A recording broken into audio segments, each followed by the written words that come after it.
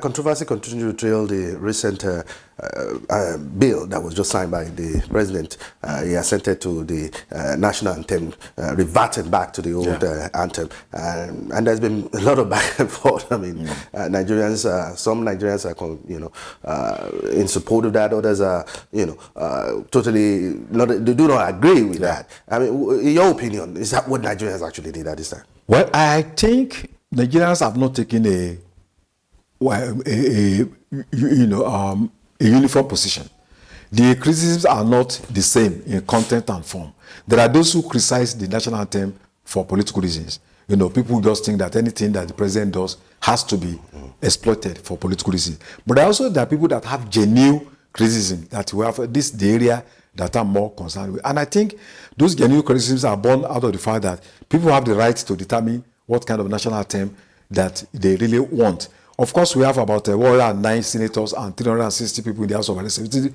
It means that if you want to change the national anthem, there must be consultation, with people in their constituencies. I was not consulted in my constituency, and even where I come from in my state, and also in Lagos, I'm aware that nobody was consulted in those constituencies. National anthem is a very, very serious issue.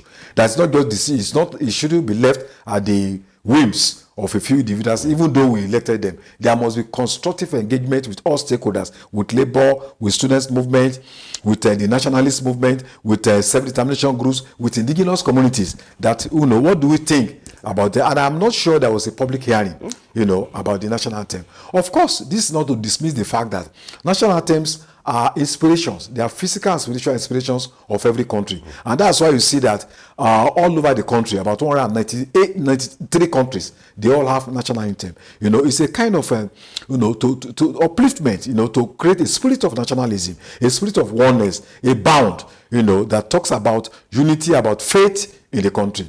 And of course, national anthem is one of the most important elements in the history of any country. And I'm not opposed to a country changing its national anthem. Germany changed its national anthem after this anthem in 1997 to reflect the new democratic space. Rwanda changed its national anthem in 1994 after the genocide. And we also have countries that have the same national anthem. We have in South Africa, Tanzania, Namibia, they have the same national anthem because they have common history. We also have countries that their national anthem is just music, which is like Spain. We also have countries that their national anthem are very short, like Japan has the shortest national anthem, in the world, while Netherlands has the oldest national anthem. So national anthem naturally is good, but it does not determine how great a country is. Look at Japan, for instance, the smallest national anthem in the world, and a Greek has the longest national anthem, in the world. But that does not actually determine their status in the global community. So I think I'm not against the changing of national anthem. But what worries me is that when Nigeria, this national anthem that was composed by Lillian Jean in 1960 was adopted. Lillian Jean was a colonial expatriate that was working in Nigeria. And he came out with that national anthem, and which we have been using since 1960. But in 1974, there was a new spirit of nationalism that, look, Nigeria has come of age. We have to have our own national anthem, and that was what brought the new national anthem. So I'm worried now that we are reversing back to the colonial national anthem that was composed by colonial masters. It shows that we are indicating to the world that we are not yet free from the claws of imperialism. That we're not an independent country. That we still rely, on the direction being given by our colonial masters. So I think that colonial demeaning is there.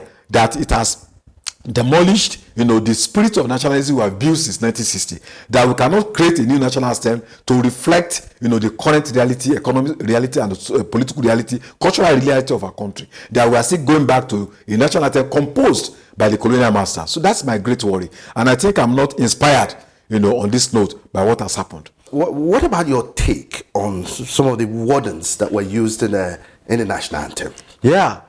You see, the French national anthem is believed to be the most nationalistic national anthem because it was composed at the time of war when people laid down their lives and came out of turbulence. The Algerian national anthem was composed by somebody who was imprisoned by the French colonial masters, and he used his blood to compose the national anthem on the wall. So you can tell you what national anthem should mean to a country. But unfortunately, this national anthem that, you know, though tribal or Medifa, you know, it shows that, you know, it shows the colonial mentality of those behind this national anthem, because the word tribe is derogatory, you know, is an abuse, you know, is a slave coinage that shows that we are not tribes, we are nations. We have the Yoruba nation, we have the you know, Hausa nation, we have Ogoni nation, Ijaw nation.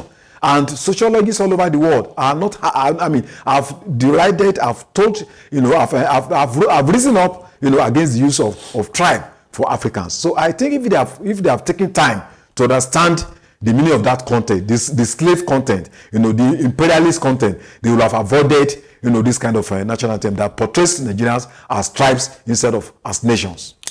Mr. Adeoye, thank you so much for your Thank you very much.